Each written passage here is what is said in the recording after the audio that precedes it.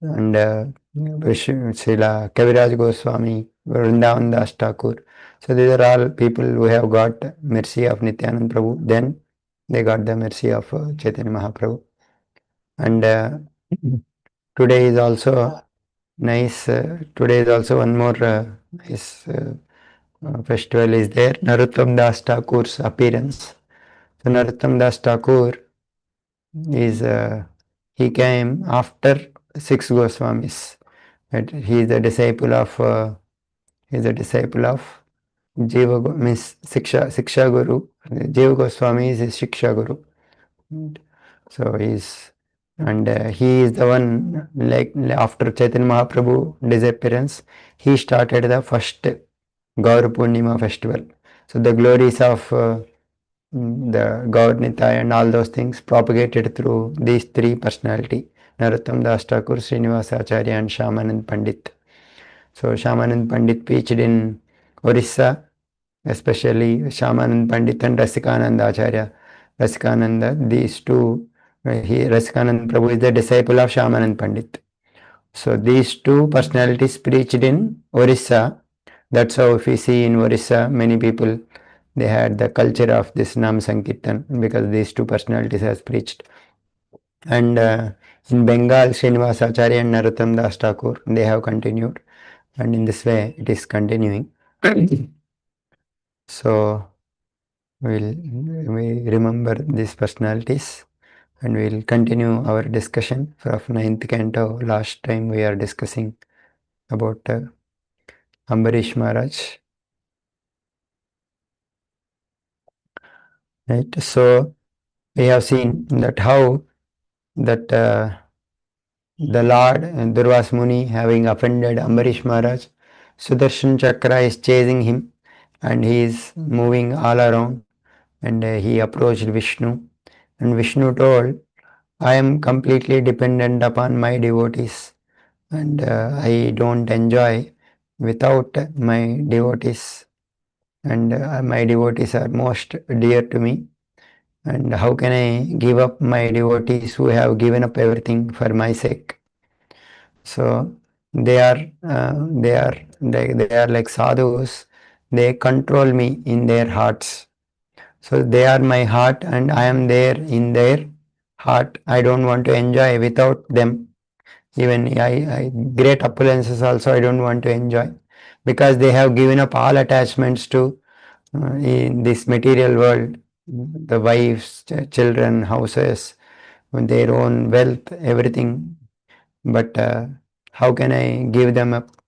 So therefore, in order to come out of this danger, only solution is you have to approach Ambarish Maharaj, and if he forgives, then you will come out of this situation, like that the Lord has indicated.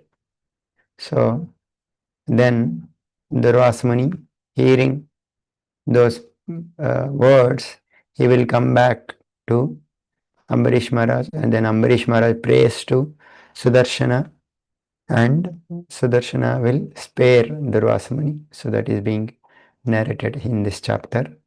So in this chapter, the prayers of Ambarish Maharaj to this Sudarshana Chakra is there. So as soon as Durvasamuni heard these statements from the Lord, so immediately he came back to Ambarish Maharaj and fell at his feet. So Durvasamuni started like he wanted to praise him, but Ambarish Maharaj became so ashamed, and seeing that Durvas Muni is suffering from this chakra, he was also aggrieved. Then he started offering prayers to Sudarshan Chakra. So Sudarshan Chakra, what he is praying? So he is saying, you are the Tvam Agnir Bhagavan Surya. No, you are the fire, and you only exist as Surya, Bhagavan Surya. Tvam Soma Jyotishampati. You are the moon. You are the master of all luminaries. Tvam Apas. You are water. Tvam Kshitir. You are earth. Vyoma. You are sky. Vayu. You are air.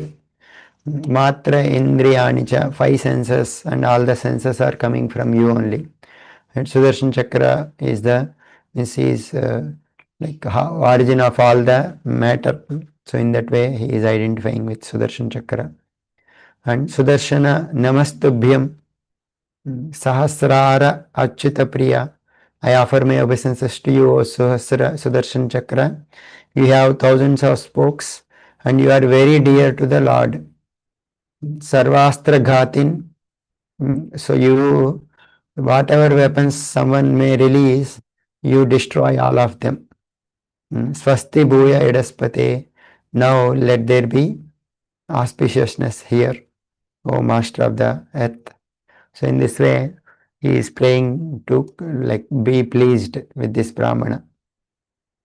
Then he is saying, you are the upholder of religion, Tvam Dharma, Tvam Rutam Satyam, you are the truth, you are the like sweet words, Tvam Yajno, your sacrifice, Akila Yajna book, you are the enjoyer of all the sacrifices.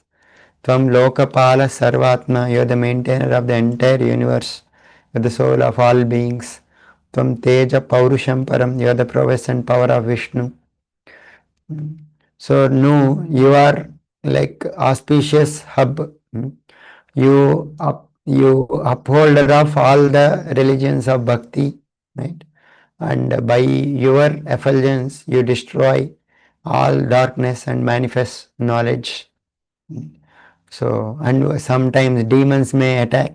For them, you are the you are like inauspicious comet. That means you will destroy all of them. By your own pure effulgence, you destroy all the ignorance in this world, and you travel more than the speed of mind and performs astounding works. So in this way, he is saying, and by your effulgence, you destroy the ignorance and knowledge. Knowledge of great souls manifest from you. No one can surpass your effulgence. So everything, whatever is manifested, are nothing but your various forms. In this way, you manifest. Then sometimes when the Lord uses you as this chakra, so that time you enter into the soldiers of the demons and you stay on that battlefield and cut off their arms, bellies, thighs, legs, and etc. So such powerful you are. And since you have this so much strength, therefore Lord uses you for killing all the criminals. So now in this way he praised, and now he is asking benedictions after praising. So he says, for the benefit of all our family, entire dynasty, you show some favor. What is that favor? You spare this Brahmana, this poor Brahmana. He is not my enemy. So therefore, by saving this Brahmana, you will save our family. In that way, he is asking for to save the life of Durvasmani. And if at all our family, if we have given some charity to the proper persons, if at all we have performed some nice sacrifices, if at all we have carried out our dharmas properly, and if at all we have sheltered Brahmanas, then may this Brahmana be freed from this burning, what called by this you. So, and he says, if at all, so he means this Sudarshana is not giving up Durvasa, therefore he is kind of taking these oaths. If at all we are respectful to Brahmanas, please leave. If the one Supreme Lord who had so many wonderful qualities, if he is pleased with us, because he has so much love for all the living beings, then this Brahmana be freed from the pain of being burned. Means if at all the Lord is pleased with us, then this Brahmana be released. Like that he is praying, right? So like Sudarshana is not at all, means previously when he said That also Sudarshana is not pacified yet. So then he is making stronger oath. If the Lord is pleased with us, because he has love for all beings, and all the living beings belongs to him, may this Brahmana be freed from being burned. So like that he is praying. So in this way, he is completely, although Durvasa Muni tried to kill him, Ambarish Maharaj, seeing the suffering of this Durvasa Muni, he felt very miserable, and he prayed for Durvasa Muni to be released. So in this way, when as soon as Ambarish Maharaj offered these prayers, immediately Sudarshan Chakra became peaceful, because he kind of requested. So Durvasa Muni in this way, freed from that danger, he became very joyful, and he started offering Ambarish Maharaj his blessings and started praising the king. So Durvasa Muni is praising. He is saying, अहो अनन्तदासानां महत्त्वं दृष्टमद्य मे कृतागसोऽपि यद्राजन् मङ्गलानि समीहसे. Oh, today I have witnessed the greatness of the Lord's devotees. Aho anantadasanam mahatvam drishtamadhyame. What is the greatness? Generally, a person's greatness is estimated by how he tolerates the provoking situations. Like that one statement is there. Or when someone is insults him, how he reacts, right? We are seeing yesterday, we are hearing the story of Nityanand Prabhu. Although Jagai Madai, although Madai hit him, Nityanand Prabhu, he prayed for the deliverance of Madai, Jagai Madai. So, like that, all the sages, all the saintly persons, they desire the welfare of others. So that's what Durvasa is saying. Ananta Dasana Mahatvam, the greatness of the Lord's devotees is that although some people may harm them, but they want to do good to them. There is a statement of Srila Bhaktisiddhanta Saraswati Thakur. No matter how the world treats it, but we desire the highest benefit for all the world. So like that he used to say. So this is what the great devotees of the Lord, they always desire Mangalani, welfare for all the living entities, although they may try to oppose them. So this is the nature. Haridas Thakur, when they are beating him, he is praying for their deliverance. Right? So, and then we see so many other stories also, like Kurattalwar. Some king plucked out his eyes, and he is praying for those, he should be relieved of the suffering, like that he is praying. So this is the nature. So what is, so Durvasa Muni is saying, what is impossible to do and what is impossible to give up. For devotees who have achieved the Supreme Lord, so because they have attained the Lord, they don't care for any other things. So what mercy is impossible for them to give, and what offense is impossible for them to overlook. Durvasa Muni is trying to kill him, but still he is forgiving him. Right? So what offense is impossible for them to overlook? They have this nature of magnanimous nature of forgiving. Right? So just like the other people, they take the Lord. So but the Lord, when he was taken, the Lord steals their hearts. So like they only want the Lord, but the Lord will come and steal their hearts. That is the nature of the Lord. So in this way, what is impossible for people to do, devotees, Mahatvam, they can forgive everyone, and what is impossible to do, they can do anything. Something great also they can do. Like that is saying. यन्नाम श्रुतिमात्रेण पुमान् भवति निर्मलः tasya tirthapadah kim va dasanam avashishyate. What is impossible for the servants of the Lord to do? Because merely by hearing the name of the Supreme Lord, a person becomes completely purified. Yan nama shruti matrena puman bhavati nirmalaha. Just by hearing the name of the Lord, a person becomes completely purified. So therefore what is impossible for the servants of the Lord to do? Tasya tirtha padah kimva. The Lord's feet are compared to holy places. When they are serving that Lord's lotus feet, they become completely purified. So what is there for them, for the impossible thing to do? In this way, he is praising. And he is saying, "Oh King, I have been very much favored by you because you have overlooked my offenses and saved my life." And so in this way he offered obeisances. The Ambarish Maharaj, he was waiting for Durvas Muni.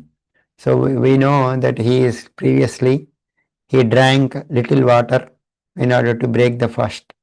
But at that time, again, Durvas Muni became angry, and he chose to, like, some demon was attacked, and then Sudarshan Chakra chased him. But still the time Durvas Muni moved to all the places and come back, Ambarish Maharaj did not eat. He was still fasting. So now, because he is thinking, oh, I have not yet fed Durvas Muni, so he is waiting. So when the sage came back, king again fell at his feet and pleased him, and again fed him sumptuously, because previously he could not fed. So now he is waiting to feed. So that's how Ambarish Maharaj is treating Durvas Muni. So Durvas Muni, after eating all those food, which is given with so much respect, so he was so satisfied and started speaking with great affection to the king, and started saying, please take your meal. I am very much, and Durvas Muni is saying, I am very much pleased and being favored by my intelligence, and by your hospitality I was very much pleased, and by seeing and touching you and by speaking with you I am very much pleased, because you are a great devotee of the Lord. Just by seeing you I am pleased. So that means previously when I saw you I am not pleased, because at that time I was blind with anger and created a demon to burn you, although you don't have any sin. But uh, now I am able to see your real glory. So if someone happens to see a Lord and appreciates the devotee, because that seeing the actions of the devotee, that actually gives rise to devotion to the Lord, and then those events will give mercy to these brahmanas who is having austerity and knowledge. So basically, seeing the qualities of the devotees, when someone appreciates, that time that kinds of generates the devotion. Otherwise there is no other way for even any other person, like Brahmana also, although they may have austerity knowledge, if they only appreciates the devotees, and then the seed of their bhakti will grow. So Durvas Muni is saying, I am the example of that. So previously I did not have intelligence to accept your nice words. So how can I become saved? Only when my that chakra, when it chased me, because of that pain only became greatest well-wisher of me, great benefactor, because by that I could realize my fallacies and it showed me the path of bhakti. So by that I was delivered from this samsara. So therefore, that chakra, actually that pain inflicted by the chakra was my great benefactor. So like that he was realizing, right? Sometimes the Lord puts some persons in great misery. So, but that great misery can become the cause of uh, can become the cause of mercy of the Lord if he appreciates devotees and receives that benediction, receives that bhakti, and that bhakti can deliver one from samsara. So that misery can act like a uh, misery can become boon only, but it will only become boon if there is mercy of devotees. Hmm. So in this way, Durvasmuni is appreciating now the Ambarish Maharaj's activities. So now he is kind of developing this bhakti. His and glories of devotees he is praising. So then he is saying, the all the blessed women in the heavenly planets, they will all continuously chant your spotless activities, and people of this world also will chant your glories continuously. In this way is benedicting, right? Because you have wonderful glories, everyone will praise your glories. In this way, Durasmuni satisfied Ambarish Maharaj. So, and then Durvasmuni took permission and left, glorifying the king. Right? Durvasmuni is completely satisfied with Ambarish Maharaj, and he did not stop there. He, after going also, he is glorifying Ambarish Maharaj. So, and in this way, he is traveling. So, in this way, Durvasmuni is like completely transformed by the devotion of Ambarish Maharaj. Next, so like it took 1 year for Durvasmuni to travel to different lokas when Sudarshan Chakra is chasing Brahma Loka, Shiva Loka, Vishnu Loka, and then coming back. But Ambarish Maharaj had fasted, maintaining himself simply by drinking water. So he did not like he is, that is the glory, means for 1 year he is only drinking water and waiting. So that time he ate the remnants of Brahmana. Right? So when Ambarish Maharaj saw this Brahmana has been released from this danger, only by Lord's power it took place. Right? So like all these powers, like he was able to tolerate and he was able to forgive Durvasa Muni. So all these things also he understood this is only by the power of the Lord. Means great devotees, when they exhibit great qualities like humility, tolerance, still they don't think, oh, see how I am able to exhibit this tolerance, humility. And that also they attribute to Lord only. Only by the Lord's mercy or only by the power of the Lord I was able to tolerate this. And this tolerance is also His power only. So it is not my great, like that he understood. So, so this is all the mercy of the Lord. In this way, Ambarish Maharaj was thinking. In this way, Ambarish Maharaj, he has so much variety of qualities.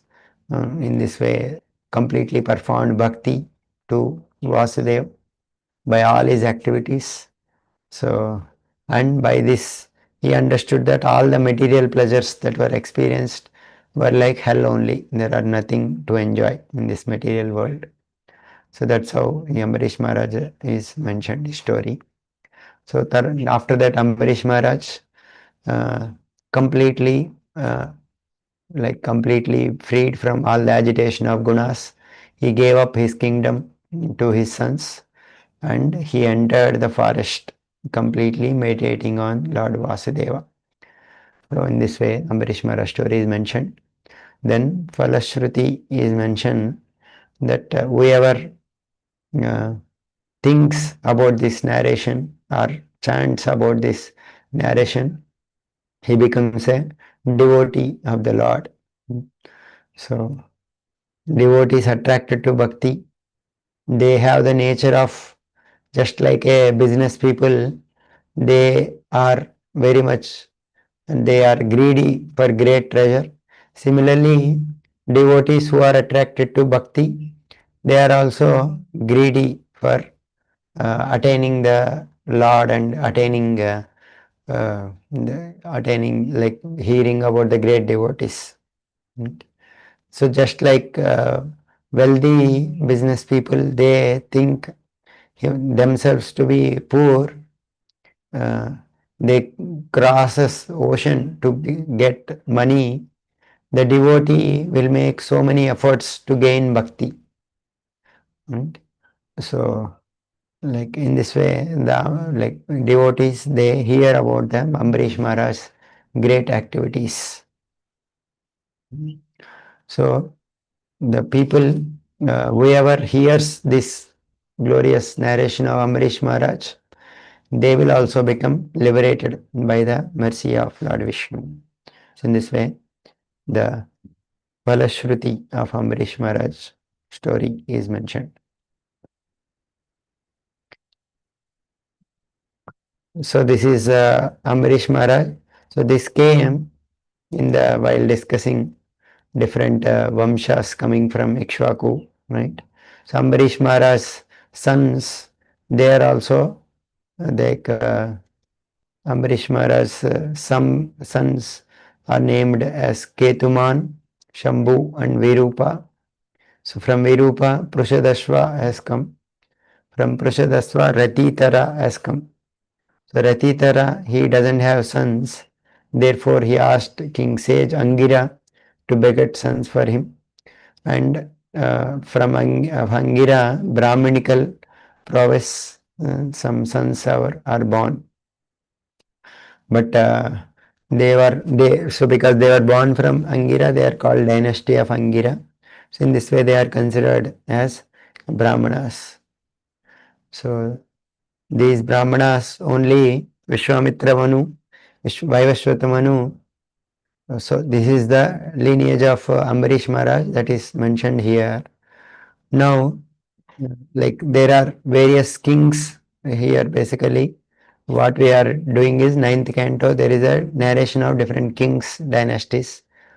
So like pre Nuga to Kavi, these dynasties are kind of mentioned. So now Ikshvaku dynasty is being mentioned. So Ikshvaku. So when Vaivasvata Manu he sneezed, that time one person was born from Manu's nostrils. So that person was called Ikshvaku. So Ikshvaku had 100 sons, and out of them, three people are very famous. Vikukshi, Ikshvaku has 100, out of three are very famous. Vikukshi, Nimi, and Dandaka. So these are the three personalities which are famous. So, and so, so Ikshvaku, out of them, Ikshvaku dynasty only Ramachandra will come. So this dynasty's explanation will come slowly. Right? So now out of these 100 sons also, 25 became kings in the eastern side, in the Aryavarta. 25 became west in the western Aryavarta. And three principal kings, Vikukshi, Nimi, Dandaka, they are in the middle. Others, they are ruling in various other places, north and south. So, Ikshvaku, Maharaj Ikshvaku, sometimes he was doing some yajna and in some Shraddha, Ashtaka Shraddha, like that one year, Shraddha is there. So that time he ordered his son Vikukshi to go to forest and bring some flesh, pure flesh. So then Ikshvaku's son Vikukshi, he went to the forest and killed animals but he felt so much tired and hungry, so he became forgot and he ate a rabbit, which he killed. So Vikukshi, he brought remaining things, remaining flesh to Ikshvaku Maharaj, and but Vasishta understood that it was polluted and it is not suitable for Shraddha ceremony. So King Ikshvaku was informed by Vasishta that he had eaten this rabbit. So Ikshvaku became angry and ordered Vikukshi immediately to leave the country because he had violated the rules. So Ikshvaku, in this way, he left. So Ikshvaku Maharaj, after some time, Vasishta has given instructions and he had given up his material body. So Ikshvaku, right, Ikshvaku, there is a description given in, there is a description that Ikshvaku prayed for the Lord, deity of Rangana Swami to appear in his dynasty. So he performed severe tapasyas and he obtained the deity of Ranganath in his dynasty, and that deity was passed over his kingdom. So that was Ikshvaku. After finally he renounced and achieved the Surpirim perfection. So in this way, Ikshvaku renounced. After Ikshvaku renounced, this Vikukshi, he came back and he ruled the planet. And he performed so many various sacrifices. So because he ate a rabbit, he became known as Sashada. Sasha. So he became known as Sashata. So this is one king. So Vikukshi. So then Vikukshi had three sons. Some small stories will come from here. So Puranjaya, the son of Vikukshi, is Puranjaya. So he was called as Puranjaya because he has three names.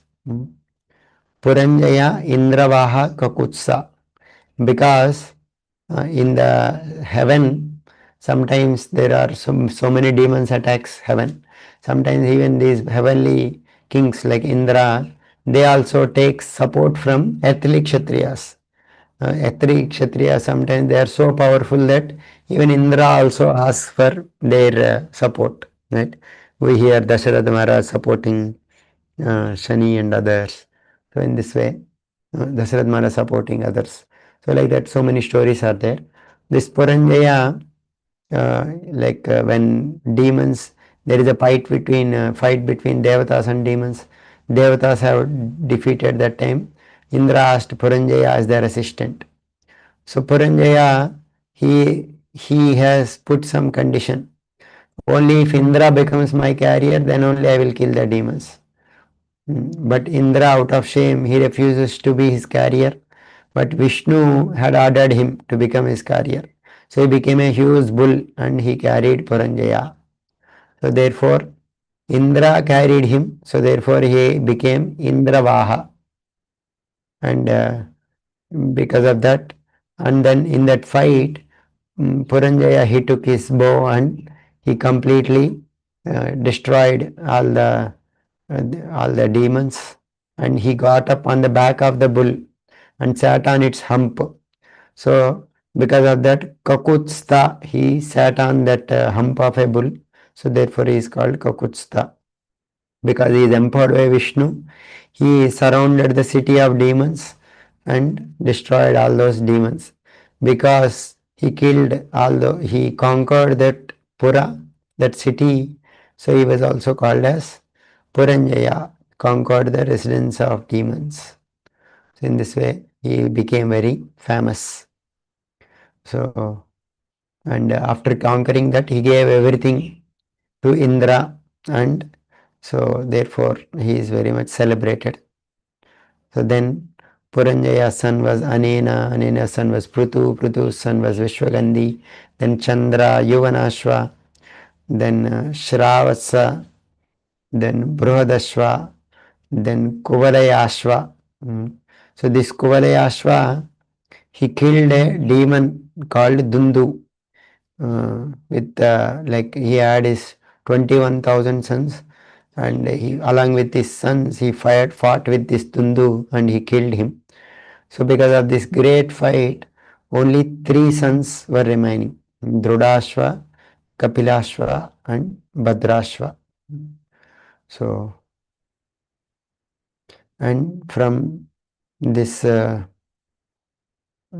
of this, like Kovalayashva had this Drudashva, and Drudashva, uh, so he is also called as, because he killed Dundu, this Kovalayashva is also called as Dundumara. Right? Ramayana also it will come, Dundumara, like that name will come. So he had three sons, Drudashva, Kapilashva, Bhadrashva. From Drudashva, Haryashva has come, and his son was Nikumba, his son was Bahulashva, and his son was Kushashva, Senajit. So many names will come, no need to remember, but some stories will come. So Senajit son was Yuvanashva. So Yuvanashva, he doesn't have any sons. So because of that, he went to forest along with his 100 wives, and he started performing some Indra Yajna. So when in that yajna he wanted sons, so because of that he was doing that yajna. So one night he became so thirsty that he entered the sacrifice and he drank sanctified water which was meant to be drunk by his wife, because mantras they were chanted on that water, and so that his wife will become pregnant. So that water he drank, and when the brahmanas saw that what has happened, and they became wonderstruck. Oh, how is it that, it looks like Daiva has made you drunk this water. The power of providence is most powerful. So in this way, they offered obeisances to the Lord and they traveled. They kind of offering obeisances to the Lord. So after some time, because Yuvanashva has drunk that water, a king born from Yuvanashva's abdomen. So, like because he was born from Yuvanashva, then they were started thinking, who will feed this child? Brahmanas were thinking. So at that time, because that sacrifice was to please Indra, Indra appeared and Indra told, drink me, mam dhata vatsa marodhi. So drink me. So because Indra told, drink me, Mamdata, that person became Mandata, that's son. And because Yuvanashva was blessed by the Brahmanas, he did not die, although he came from his abdomen. And after that, he performed so many tapasyas there. So in this way, Mandata was born. So Mandata, he was the son of Yuvanashva. He is so powerful that even Ravana used to fear of Mandata. And therefore he is called Trasadasyu, giving fear for everyone. Indra gave this name. And Yuvanashva, this son of Yuvanashva, Mandata, he became the emperor and ruled this entire world, consisting of 7 Dvipas. Mandata worshipped he performed so many sacrifices, so much donations he gave, and in this way he worshipped the Lord, and he completely performing all these sacrifices. And from where, like from the time of sun rising and to the time of sunset, whatever the land touches, all those land belongs to this Mandata. So such was the power. So, and this Mandata had 3 sons, and these sons are Purukutsa, Ambarisha, and Muchkunda. So then these 3 brothers has 50 sisters. Those 50 sisters, they married Shaubari Muni. So there is a short story of Sabarmuni, how Sabarmuni married these 50 starters. So that we will discuss next time. So I'll stop here. So we have seen Durvas Muni's life being spared by Ambarish Maharaj and Ambarish Maharaj activities and some small stories. So we'll continue our discussion next time of small next time Bhagirath, how Ganga descended, Sabarmuni's pastime, and so in this way this will continue. Hare Krishna.